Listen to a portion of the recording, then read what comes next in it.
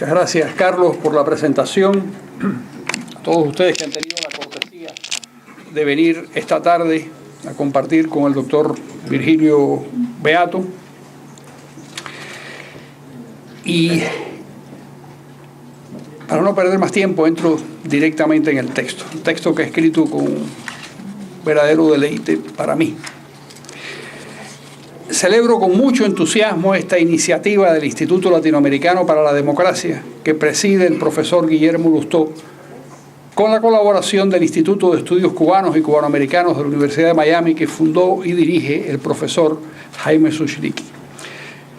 Como decía Carlos Sánchez Berzaín, este es el tercer homenaje que el Instituto promueve para honrar a intelectuales destacados que han hecho un gran aporte a la comunidad.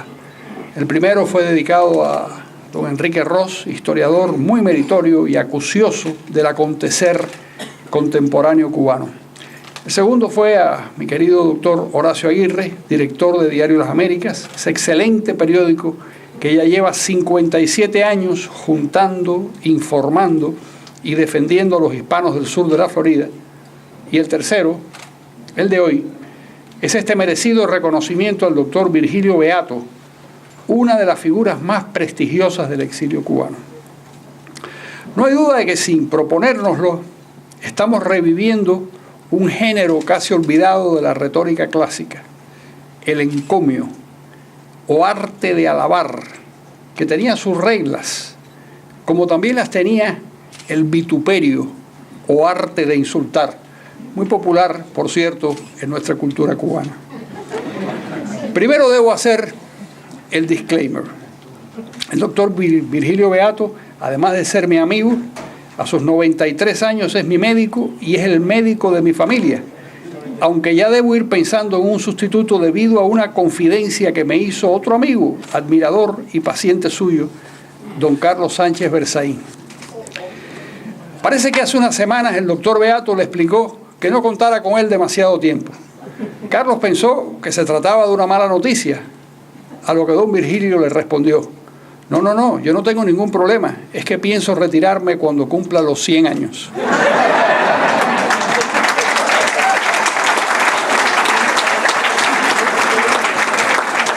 Bueno, estoy seguro de que Virgilio no cumplirá su promesa y cuando llegue a su primer centenario aplazará por un tiempo su jubilación.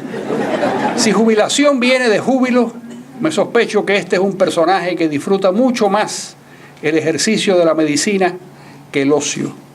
Su júbilo está en el trabajo y no en el descanso, rasgo del que nos alegramos mucho sus pacientes.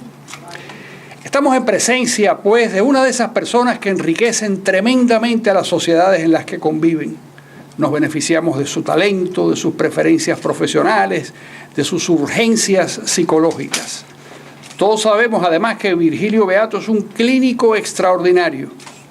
La primera vez que escuché hablar de él fue hace muchos años, en 1961, cuando en la Embajada de Honduras, en la que estábamos entonces asilados, coincidí con un médico, entonces joven, Martiniano Horta, ya fallecido, también un excelente profesional.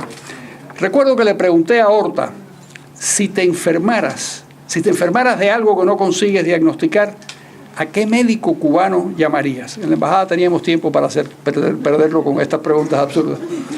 Y Nano Horta me dijo sin vacilar: a Virgilio Beato. Es un estupendo clínico. Fue la primera vez que oí su nombre. Probablemente es acertada esa frase un poco malvada que asegura que detrás de todo gran clínico hay siempre un gran laboratorio y un gran aparato de rayos X. Pero no todo es verdad.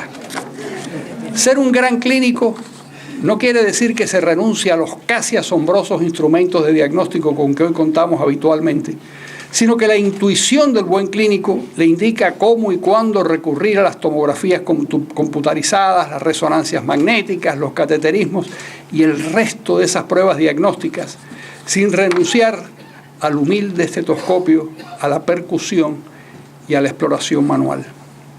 ¿Qué transforma a un médico en un gran clínico? Me puse a averiguarlo en internet. Según los manuales de evaluación profesional, son 7 las variables importantes. En primer término, la inteligencia con que lo dotaron los genes de sus padres. Lo que natura no da, Salamanca no presta, dicen los resignados profesores de la gran universidad fundada por los españoles en el medievo. En segundo lugar, los conocimientos que adquirió en sus años formativos. Parece una verdad de perogrullo, pero hay que repetirla. Los buenos estudiantes, y él fue un estudiante excelente, suelen ser los mejores profesionales. Hay excepciones, pero la regla suele ser esa. Tercero, para un médico es fundamental conocer a fondo la anatomía, la fisiología y la bioquímica, disciplinas que no siempre dominan los médicos con la profundidad que se necesita para poder diagnosticar acertadamente. Cuarto, la capacidad de observación y la atención con que se escruta y escucha al enfermo. Es difícil ser un gran clínico si no se atiende cuidadosamente los signos externos del paciente y cómo éste define o expresa sus problemas o enfermedades. No en balde, paciente y paciencia son palabras que poseen una raíz común. Quinto, la experiencia que posee. Como en cualquier otra actividad humana, la cantidad de pacientes que el galeno ha visto multiplica sus posibilidades de acertar.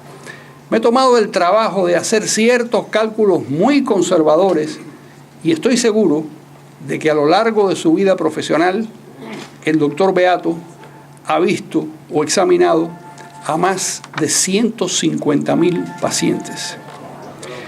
La curiosidad científica e intelectual sería la sexta, que lo impulsa a estar permanentemente dispuesto a recibir información nueva. La medicina es una disciplina que se modifica constantemente. Cuando el doctor Beato comenzó a ejercer la medicina, el uso de antibióticos estaba en la fase experimental y los grandes flagelos eran la tuberculosis, la sífilis y la polio, 3 enfermedades que ya prácticamente han desaparecido en todo Occidente. Por último, una cierta humildad que le permita revocar creencias o revisar diagnósticos cuando la realidad desmiente los presupuestos teóricos. El empecinamiento casi siempre es una peligrosa deformación del carácter, pero en un médico puede tener consecuencias devastadoras. El doctor Beato cumple con creces esos 7 requisitos, a lo que agrega otras virtudes que lo hacen más valioso como persona. Es un hombre muy afable, educado y con un asombroso caudal de conocimientos ajenos a la medicina. Don Virgilio ama la historia, la política, las ciencias sociales, las artes. Es capaz, además, de opinar y dar charlas muy amenas y enjundiosas sobre estos temas, sin otra guía que la que le traza su sorprendente capacidad para hilvanar coherentemente sus ideas e informaciones. Sabe mucho y, lo más importante, sabe contar lo que sabe. Supongo que esa capacidad también explica su éxito como médico. La improvisación es un ejercicio mental muy saludable que obliga a quien la practica a asociar espontáneamente ideas e informaciones que estaban guardadas en la memoria. Alguien podía plantearse que estos conocimientos universales, ajenos a la medicina, no hacen a don Virgilio Beato mejor médico, pero no es cierto. Esa deslumbrante cultura ajena a la medicina que el doctor Beato exhibe en sus intervenciones tiene también un efecto benéfico sobre los pacientes. Voy a explicarlo. En nuestros días se ha medido la consecuencia positiva que tiene el llamado efecto placebo en la curación de los enfermos. Eso quiere decir que el propio organismo genera mecanismos de defensa que lo ayudan a sanar cuando cree en la medicina que está tomando y cuando supone que lo llevará a la curación. Con los médicos ocurre algo parecido. Los médicos con fama de ser cultos y efectivos ejercen sobre sus pacientes una suerte de efecto placebo. Un porcentaje de sus pacientes, estimulados por la confianza que tienen en la inteligencia y la formación de su médico, mejoran espontáneamente. La buena reputación del médico también contribuye a la curación. Por la otra punta del mismo fenómeno, la falta de confianza en el médico a veces provoca la demora y hasta la parálisis del proceso curativo. No creer, no confiar en el médico puede afectar la sanación. No es falso que la fe hace milagros. En la España de la primera mitad del siglo XX hubo un